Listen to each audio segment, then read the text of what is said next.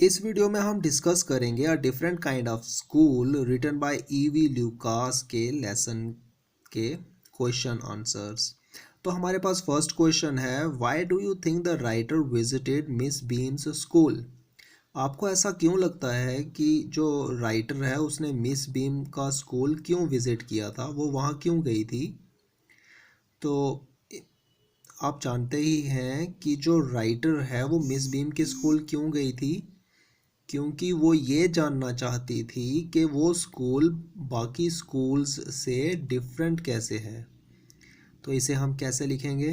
The writer visited Miss Beam's school to find out how that school was different from the other schools, कि वो school बाकी schools से different कैसे है।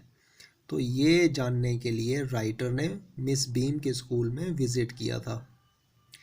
Second question है, what was the game that every child in the school had to play? वो कौन सा गेम है जो हर एक बच्चे को उस स्कूल में खेलना होता था?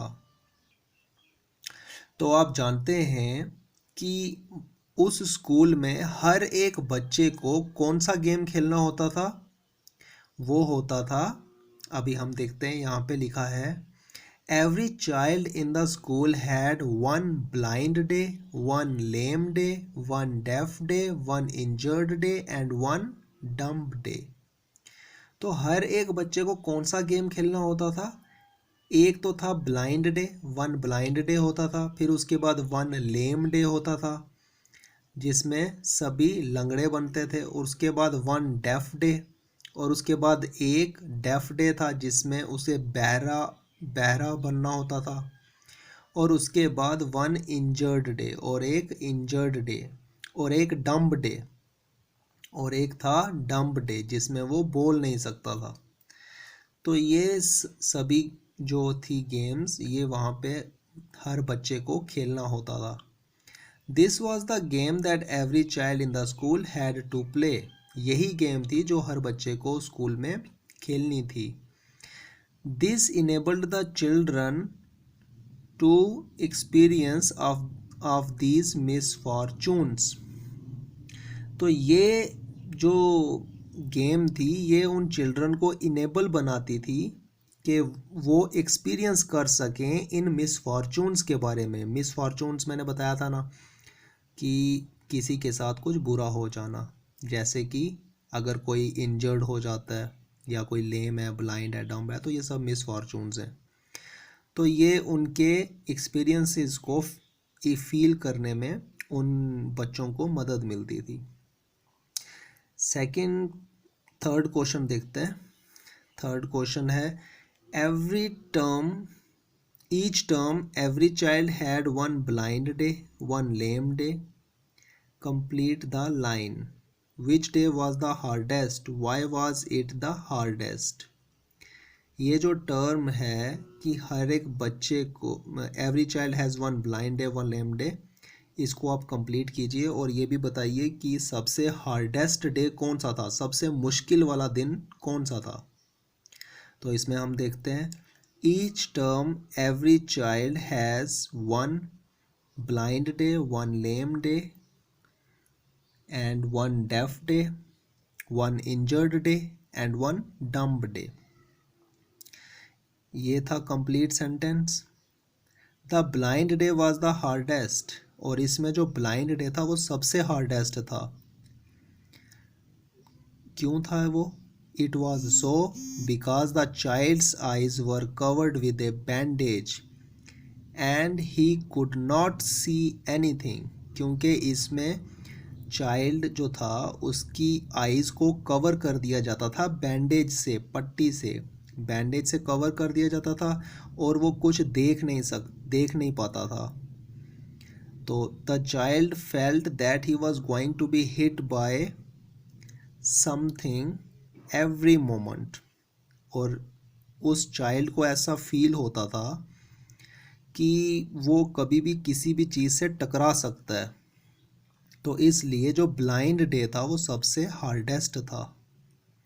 What was the purpose of these special days? Next question है क्वेश्चन 4, कि इन स्पेशल डेज का पर्पस क्या था। तो the purpose of this special days was to make the child appreciate and understand misfortune. इन स्पेशल डेज का यही पर्पस था कि जो चाइल्ड है वो एप्रिशिएट कर सके।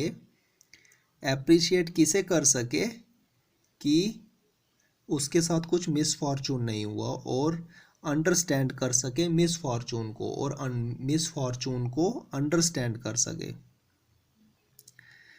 ठीक है, तो ये थे हमारे 4 क्वेश्चन। इसके बाद नीचे लैंग्वेज वर्क देखते हैं। तो लैंग्वेज वर्क में हमारे पास सबसे पहले वर्ड है होम सिक। अब होम सिक का क्या मीनिंग होता है? होम सिक होता है intense feeling of returning home after being away from it. जब कोई घर से काफ़ी टाइम बाहर रहता है, 1-2 महीने तक में भी, या 1-2 हफ्ते, तो जो उसको इंटेंस फीलिंग होती है घर पे वापस आने की, उसको बोलते हैं होम सिक। उसके बाद सेकंड है प्रैक्टिकली। प्रैक्टिकली होता है test the strength of. Practically क्या मीन्स होता है? Test the strength of. उसके बाद है it pains me. It means it hurts me, means दर्द होना। उसके बाद है jolly. Jolly means happy. Jolly जो है वो सिनोनिम है हैप्पी का। उसके बाद है एप्रिशिएट। एप्रिशिएट क्या मीनिंग हो गया? To understand the difficulties. Appreciate means understand करना डिफ़िकल्टीज को। Thoughtless. Thoughtless means not very caring. जो ज़्यादा केयरिंग नहीं होता उसे कहते हैं थॉटलेस। उसके बाद है क्रच। क्रच क्या होता है? T shaped support for a lame person fitting under the armpit. जो लंगड़े लोग स्टिक यूज करते हैं चलने में, उसे कहते हैं क्रच। उसके बाद है miss Fortune. Miss Fortune means bad luck. Miss Fortune कहते हैं बैड लक को। और घासली। घासली कहते हैं फ्राइटफुल, जो डरा देने वाला हो उसे।